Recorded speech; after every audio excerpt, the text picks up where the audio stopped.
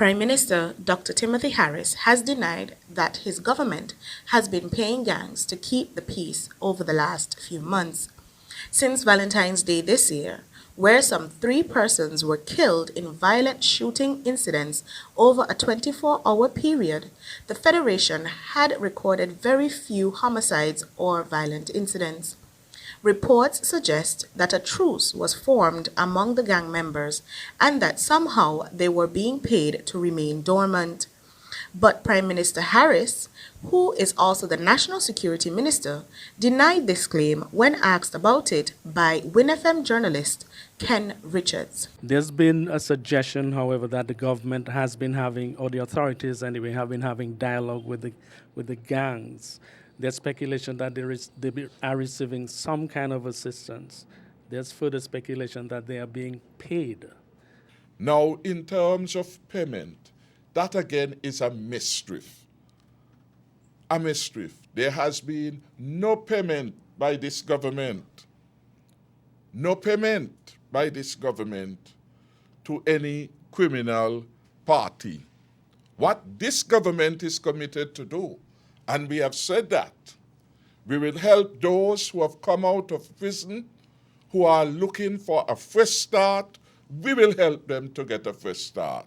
Prime Minister Harris did admit, however, that the police high command has been engaging persons in the communities in the fight against crime. We have well accepted that there is a need for engagement with all persons.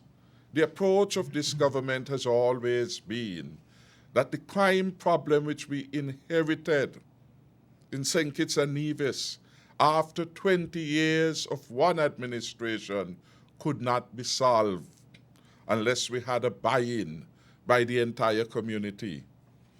Mr. Petty brought to the fore one of the first conferences at Marriott that brought all the stakeholders together, good men, bad men, service group, commercial entities, and the focus at that convention, what it is you can do to help, not what somebody else can do, to help with the situation.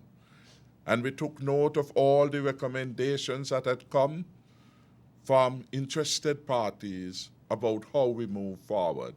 And yes, engagement with the criminal elements was considered to be important.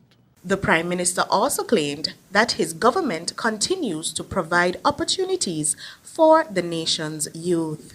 We have to have conversations with the people.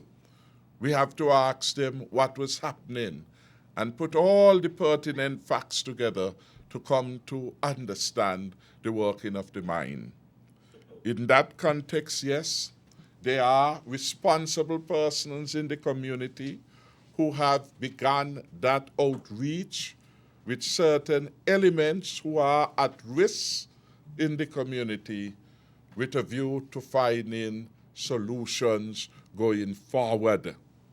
And the government is supportive of every effort by any individual or any entity to preserve the peace and prosperity of St. Kitts and Nevis. There are 11 homicides recorded in St. Kitts and Nevis since the start of 2019.